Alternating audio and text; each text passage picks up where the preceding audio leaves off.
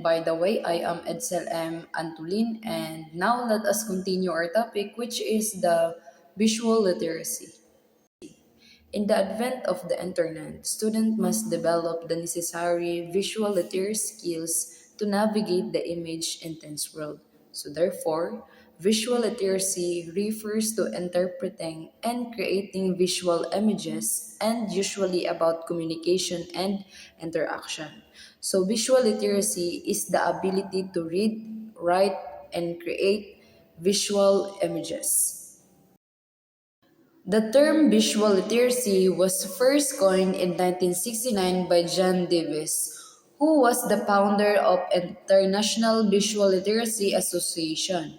Davis explains visual literacy refers to a group of visions competency a human being can develop by seeing, having, and integrating other sensory experience. According to Oxford Research Encyclopedia, visual literacy is the ability to interpret, negotiate, and make meaning from information presented in the form of image. Next, verbal creativity. In the view of rapidly increasing complexity of the world, creativity is more important now than ever before, and even considered as the useful and effective response to evolutionary changes. According to Torrance 1969 in Hessan 2017, recognized creativity as important for the development of fully functioning, mentally healthy, and well-educated and vocationally successful individual. And also, according to Scott et al. 2004, cited that creativity-related skills can be improved by providing specific rules, techniques, or strategy to develop appropriate cognitive skills for the domain and hand. There are four major components of divergent thinking.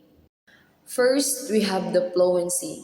Refers to the total number of ideas, option, and solution generated from an open-minded problem. Next is the flexibility. Is the number of conceptual categories.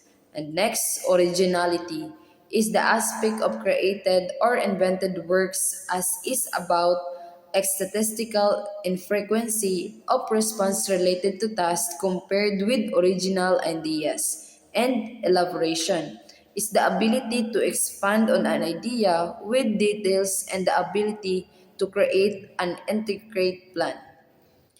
Next, we have statics. Brinica defines static, also spelled aesthetics, as the philosophical study of beauty and taste. It is closely related to the philosophy concerned with the nature of art and the concept of which individual works of art are interpreted and evaluated. In perspective, it is an interesting and puzzling realm of experience, the realm of the beautiful, the ugly, the sublime, and the elegant, of taste, criticism, and fine arts, and of contemplation, sensuous enjoyment, and charm. So there are three approaches to statics. First, it is the study of static concept or the analysis language of criticism, in which particularly judgment are singled out and their logic and justification are presented. Second, it is a philosophical study of certain states of mind, responses, attitude, and emotion that are involved in the static experience. And the third one, it is the philosophical study of the static object that reflects the view that problems of static exist because the world contains a special object toward which people react selectively as described in the static terms. Next, we have the integrating arts and creativity literacy in the curriculum. First is the physical environment. This is designed a physical environment to support creativity, such as castle design, school building, well architectural design, edifice, roof and ceiling, and etc. Next, emotional environment.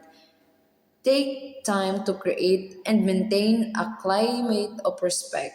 caring, and support to someone when making mistakes.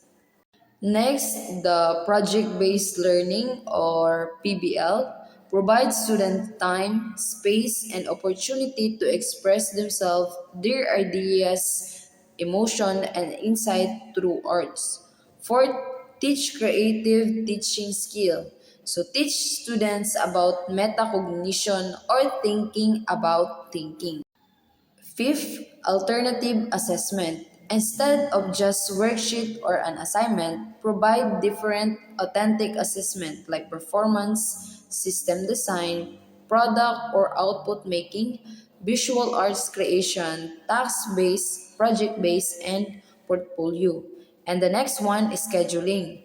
Project-based curriculum and performance-based assessment need ample time and proper scheduling in either structured or unstructured manner.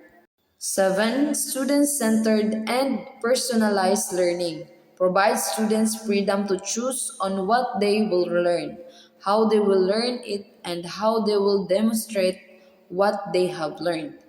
And number 8, incorporate arts. Integrate seamlessly music, arts, drama, and dance into curriculum to develop creativity. And 9, integration of technologies. Encourage students to create and utilize blogs and websites, Gluster, VoiceThread, and etc. And the last one, preparing the body and brain for creativity. So create activities that induce body mind integration such as yoga, ballet, jazz, Zumba, calisthenics, and many more. And that's conclude my report. Thank you for your listening.